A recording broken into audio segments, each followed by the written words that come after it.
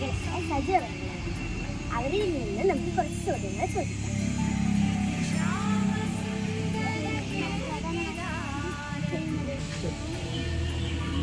ഏതെല്ലാം ഇനങ്ങളാണ് പ്രധാനമായും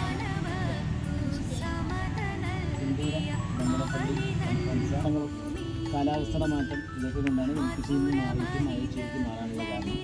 പ്രധാനമായിട്ട് നെൽകൃഷി ആയിരുന്നു, പിന്നെ ഇവിടുത്തെ കാലാവസ്ഥ വ്യതിയാനം ഇങ്ങനെയുള്ള പ്രശ്നങ്ങളൊക്കെ ആയതുകൊണ്ട് ഇടമലയിലുള്ള ആളുകളെല്ലാവരും കണ്ടിട്ട് പതുക്കെ നെൽകൃഷിയിൽ നിന്ന് ആവശ്യത്തിലേക്ക് മാറി. ഇന്ന് മാവ് കൃഷി നേരിടുന്ന വെല്ലുവിളികൾ എന്തെല്ലാം? ഇത് ശരിക്കും പറഞ്ഞു കഴിഞ്ഞാൽ കാലാവസ്ഥ വ്യതിയാനം തന്നെയാണ് മാവ് കൃഷിയിൽ നേരിടുന്നത് പ്രധാനമായിട്ടുള്ള കാലാവസ്ഥ. അങ്ങനെ ശരിക്കും മാവ് പൂക്കുന്ന സമയത്ത് മഴയും അങ്ങനെയുള്ള ഒരുപാട് അസുഖങ്ങളും കീടരോഗബാധകളും ഒക്കെ ഉള്ളതുകൊണ്ടാണ് മാവ് കൃഷിയിൽ. മാങ്ങ വിപണി ശരിക്കും ഞങ്ങൾക്ക് ഡൽഹി ബോംബെ ഒക്കെയാണ്, പക്ഷെ അതല്ലാതെ നമ്മൾ കേരളത്തിലേക്കും തമിഴ്നാട്ടിലേക്കും ഒക്കെ ജൈവകൃഷി രീതികൾ ശരിക്കും ഇവിടെ നമ്മൾ വെച്ചൂർ പശുവുണ്ട്, പഞ്ചഗവ്യം, ജീവാമൃതം ഇങ്ങനെയുള്ള രീതിയിലൊക്കെയാണ് നമ്മൾ ജൈവ രീതിയിലാണ് ചെയ്യുന്നത്. ചാണകം, പിന്നെ അതേപോലെ വേപ്പിൻ പിണ്ണാക്ക്, ഇതൊക്കെയാണ് നമ്മൾ മെയിനായിട്ട് ഉപയോഗിക്കുന്നത്. നമ്മളെ സകലവിധ കൃഷികൾക്കും വളരെ ദോഷമായിട്ടുള്ളൊരു കാര്യമാണ്. അപ്പോൾ അതിന് വേണ്ട നടപടികൾ സർക്കാർ കൈക്കൊള്ളണം. മിക്സിംഗ് ഫാമിങ്ങിൻ്റെ സാധ്യതകളാണ് വരും കാലത്ത് ഇനിയുള്ളതേ നടക്കുള്ളൂ. എന്താ വെച്ച് കഴിഞ്ഞാൽ കാലാവസ്ഥ വ്യതിയാനം കൊണ്ട് ഒരു കൃഷിയിൽ നിന്നുള്ള വരുമാനം മാത്രം ഡിപ്പെൻഡ് ചെയ്ത് ജീവിക്കാൻ പറ്റും. അപ്പോൾ അതുകൊണ്ട് മിക്സഡ് ഫാമിംഗ് ആകുമ്പോഴാണ് ഒരു കൃഷി അല്ലെങ്കിലും വേറൊരു കൃഷിയിൽ നിന്ന് വരുമാനം ഉണ്ടാക്കിയെടുക്കാൻ പറ്റും. എന്നാലേ കൃഷിക്കാർക്ക് പിടിച്ചു നിൽക്കാൻ പറ്റും. ഈ ഏകദേശം അന്യോന്യം നെൽകൃഷി ഓരോ വർഷം കൂടുമ്പോഴും നെൽകൃഷി നിന്നുകൊണ്ടിരിക്കുകയാണ്. ഏകദേശം ഇപ്പോൾ മുതലമട പഞ്ചായത്തിൽ തന്നെ ഓരോ വർഷത്തിലും ഒരു 50 ഹെക്ടർ നെൽകൃഷി കുറഞ്ഞുകൊണ്ടിരിക്കുകയാണ്. അപ്പോൾ ഈ രീതിയിൽ പോയി കഴിഞ്ഞ് കഴിഞ്ഞാൽ അന്നം വേണ്ടേ, ഭക്ഷണം കഴിക്കണമെന്നുണ്ടെങ്കിൽ അന്നം വേണമല്ലോ. എല്ലാവരും ജോലിക്കാരായി കഴിഞ്ഞ് കഴിഞ്ഞാൽ അപ്പോൾ കൃഷിക്കാരെ ഇതാര് കൃഷി ചെയ്യും? അപ്പോൾ അതുകൊണ്ട് നമ്മൾ പരമാവധി ഉള്ള കൃഷിസ്ഥലങ്ങളിൽ കൃഷി അത് കണ്ടിന്യൂ ചെയ്ത് കൊണ്ടുപോകാനുള്ളത് ശ്രമം നടത്തുക. അപ്പോൾ അത് നിങ്ങൾ വീട്ടിലുള്ള അച്ഛൻ്റെ അടുത്താണെങ്കിലും അമ്മയുടെ അടുത്താണെങ്കിലും ഈ കാര്യങ്ങളെല്ലാം പറഞ്ഞ് കൃഷി നിലനിർത്താൻ വേണ്ട സൗകര്യങ്ങളും അതിന് വേണ്ട അവർക്ക് വേണ്ട ചെറിയ രീതിയിലുള്ള സപ്പോർട്ടുകളൊക്കെ നിങ്ങളും ചെയ്തു കൊടുക്കണം.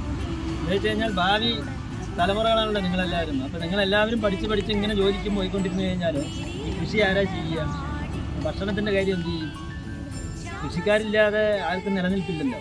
അപ്പോൾ അതുകൊണ്ട് നമ്മൾ പരമാവധി ആളുകൾ മൊത്തം ഇങ്ങനെയുള്ള കൃഷിയായിട്ടുള്ള ബന്ധപ്പെട്ടുള്ള പച്ചക്കറിയാണെങ്കിലും നെൽകൃഷിയാണെന്നുണ്ടെങ്കിലും മാവകൃഷിയാണെങ്കിലും എന്ത് കൃഷിയായി ബന്ധപ്പെട്ടുള്ളതിന് നിങ്ങളെല്ലാവരും സപ്പോർട്ട് ചെയ്യണം. എന്ന് വെച്ച് കഴിഞ്ഞാൽ അങ്ങനെ ഒരു വീട്ടിൽ ഒരു കുറച്ചെങ്കിലും ഒരു പച്ചക്കറിയോ എന്തെങ്കിലും ഉണ്ടാക്കിയെടുക്കാൻ കഴിഞ്ഞാൽ മാത്രമേ, നമ്മളിപ്പോൾ അന്യ സംസ്ഥാനങ്ങളിൽ നിന്നല്ലേ കൊണ്ടുവരുന്നത് പച്ചക്കറിയും എല്ലാം. ഇനി അങ്ങനത്തെ ഒരു അവസ്ഥ ആയിക്കഴിഞ്ഞ് കഴിഞ്ഞാൽ ഇവിടെ ഭക്ഷണം, അരി തുടങ്ങി എല്ലാത്തിനും വില കൂടും, പിന്നെ ഒന്നും കഴിക്കാൻ കിട്ടാത്തൊരവസ്ഥയാവും. അപ്പോൾ അതുകൊണ്ട് നമ്മൾ പരമാവധി വീടുകളിൽ എന്തൊക്കെ ചെയ്ത് ഉണ്ടാക്കിയെടുക്കാൻ പറ്റുമോ ഒരു കുറച്ചെങ്കിലും വീട്ടിലേക്ക് വേണ്ട ആവശ്യത്തിനുള്ള പച്ചക്കറികളും വേണ്ട അത്യാവശ്യം സാധനങ്ങളും ഒക്കെ ഉണ്ടാക്കിയെടുക്കാൻ ശ്രമിച്ചു കഴിഞ്ഞാൽ നിങ്ങൾക്കൊക്കെ അത് ചെയ്യാവുന്നേ ഉള്ളൂ. അപ്പോൾ അതൊക്കെ ചെയ്യുകയാണെന്നുണ്ടെങ്കിൽ നിങ്ങൾക്ക് വേണ്ട ഭക്ഷണം, നല്ല ഭക്ഷണം, ശരിക്കും പറഞ്ഞാൽ സേഫ് ടു ഈറ്റ് എന്നുള്ള രീതിയിൽ സുസ്ഥിരമായ രീതിയിലുള്ളൊരു നല്ലൊരു ഭക്ഷണം കഴിക്കാനും അതിനൊരു നല്ലൊരു നിങ്ങൾക്ക് പിന്നീട് ഒരു ഹോസ്പിറ്റലിൽ ബില്ലടയ്ക്കേണ്ട ഒരു അവസ്ഥയും ഇല്ലാതിരിക്കാം. ഈ വെച്ചൂർ പശുവിൻ്റെ ചാണകമുണ്ട്, പിന്നെ ഗോമൂത്രമുണ്ട്, തൈര്, പിന്നെ ശർക്കര, ഇതെല്ലാം ചേർത്തിട്ടാണ് മിക്സിങ് ചെയ്യുന്നത്. ചെയ്തിട്ട് അത് കുളിപ്പിച്ച ശേഷം അത് 1 ലിറ്ററിന് 5 ലിറ്ററും 10 ലിറ്ററും വരെ മാറ്റി ഡൈലൂഷൻ ചെയ്തിട്ടാണ് ചെടികളിലേക്ക് സ്പ്രേ ചെയ്ത് കൊടുക്കുന്നത്. അതല്ലാതെ ചോട്ടിൽ ഒഴിച്ചു കൊടുക്കുന്ന ഒരു രീതിയും ഉണ്ട്. അപ്പോൾ നമ്മൾ സ്പ്രേയിങ് ചെയ്യും താഴെ. ഇത് നമ്മൾ ഡയറക്റ്റായി കൊടുക്കണ മറ്റുള്ള സമീകൃത തീറ്റകൾക്കും ഇതിനൊക്കെ മാറി വ്യത്യാസമായിട്ട് നമ്മൾ പുല്ല് മാത്രം കൊടുത്ത് അങ്ങനെ വളർത്തിയെടുക്കുമ്പോൾ അതിൻ്റേതായിട്ടുള്ള രീതിക്കുള്ള ഒരു ഗുണം ഈ ചാണകത്തിനും അതിൻ്റെ മോട്ടറിനും ഒക്കെ ഉണ്ടാകും. അപ്പോൾ അതുകൊണ്ട് നമ്മളതങ്ങനെ കണ്ടു. കുറച്ച് ചെണ്ടുമല്ലി തൈകളുണ്ടല്ലോ, അത് ഈ കംപ്ലീറ്റ് ഇതിൻ്റെ ഇടയിൽ ചെണ്ടുമല്ലി തൈകൾ വെക്കാൻ വേണ്ടിയാണ് ഞങ്ങൾ കഴിഞ്ഞ പ്രാവശ്യം ഇങ്ങനെ ഒരു ഐഡിയ പ്ലാൻ ചെയ്തതാണ് തോട്ടത്തിൻ്റെ ഉള്ളിൽ. അപ്പോൾ അധികം കീടരോഗബാധകൾ കുറഞ്ഞു കിട്ടും. അപ്പോൾ അതിന് വേണ്ടിയിട്ട് ഇപ്രാവശ്യം അതും കൂടി ഒന്ന് ചെയ്യണമെന്നുണ്ടാണ്. പച്ചക്കറിയും ചെയ്യുന്നുണ്ട്, ഇനി ചെയ്യാൻ പോണേ. അല്ല, തീർച്ചയായിട്ടും എന്താ വെച്ച് കഴിഞ്ഞാൽ ഞാൻ അതാണ് അപ്പോഴേ പറഞ്ഞ പോലെ ഇതെല്ലാവരും പഠിച്ച് എല്ലാവരും ഒരു IT ഫീൽഡും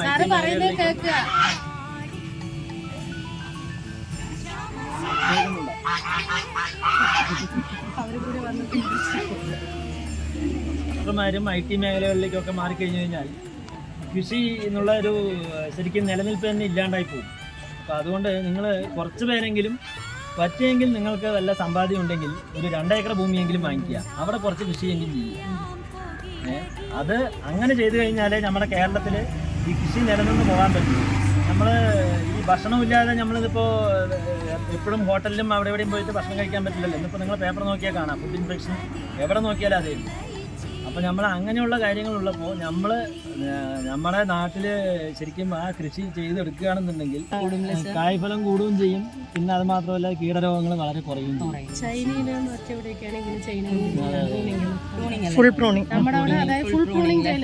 താഴ്ന്നു കിടക്കുന്നതാണ്. കാരണം അത് കറക്റ്റായിട്ടുള്ളൊരു അറിവില്ലാത്തതുകൊണ്ടാണ് ആളുകൾ ഇത് കംപ്ലീറ്റ് ചെയ്ത് അങ്ങനെ ആ ഒരു ഇതിലേക്ക് പോകുന്നത്. പക്ഷെ നല്ലൊരു ഇതായിരുന്നു എന്തായാലും കാണാനായിട്ട്. ഇത് പരീക്ഷണാർത്ഥം ചെയ്താണ്. റെക്കമെൻഡഡ് പ്ലോട്ടുമാണ്.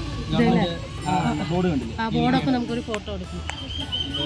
അവര് ശരിക്കും ഇവിടെയാണ് അവരുടെ ട്രയൽ കുറെ പഠിക്കുന്ന അഗ്രി സ്റ്റുഡൻസ്, BS അഗ്രിയും PG ചെയ്യണ കുട്ടികൾ. അവർക്ക് സ്ഥിരമായിട്ട് ക്ലാസ്സും പരിപാടികളൊക്കെ ഉണ്ട്. ഇത് ശരിക്കും ഇങ്ങനെ മോളിൽ നിന്ന് തന്നെ കട്ട് ചെയ്ത് കൊണ്ടുവന്നു കഴിഞ്ഞാല് അല്ല സാധാരണ കിട്ടുന്നതിൽ നിന്നും നമുക്ക് ശരിക്കും വിളവെടുപ്പ് കൂടുതൽ ഇരട്ടി കിട്ടുന്നുണ്ട് അല്ലേ? അപ്പൊ പിന്നെ എന്തുകൊണ്ടാണ് മറ്റുള്ള മാങ്ങ കർഷകർ അത് അപ്ലൈ ചെയ്യുന്നത്? അത് അപ്ലൈ ചെയ്യാത്ത വെച്ച് കഴിഞ്ഞാൽ അവർക്ക് ശരിക്കും ഒരു ഇതെന്ന് വെച്ച് കഴിഞ്ഞാൽ ഈ മാങ്ങയുടെ കൊമ്പ് കട്ട് ചെയ്ത് കഴിഞ്ഞാൽ അതിന് മാങ്ങ കുറയുന്നുള്ളൊരു ശരിക്കും തെറ്റായ ഒരു ധാരണയാണ്. അതാണ് ഈ ഒരു പ്രശ്നം ഉണ്ടാവുന്നത്. ഇത് കുട്ടികൾക്കൊന്നും പറയട്ടെ മക്കളെ ചിലപ്പോ കോതി വിട്ടിരിക്കുക.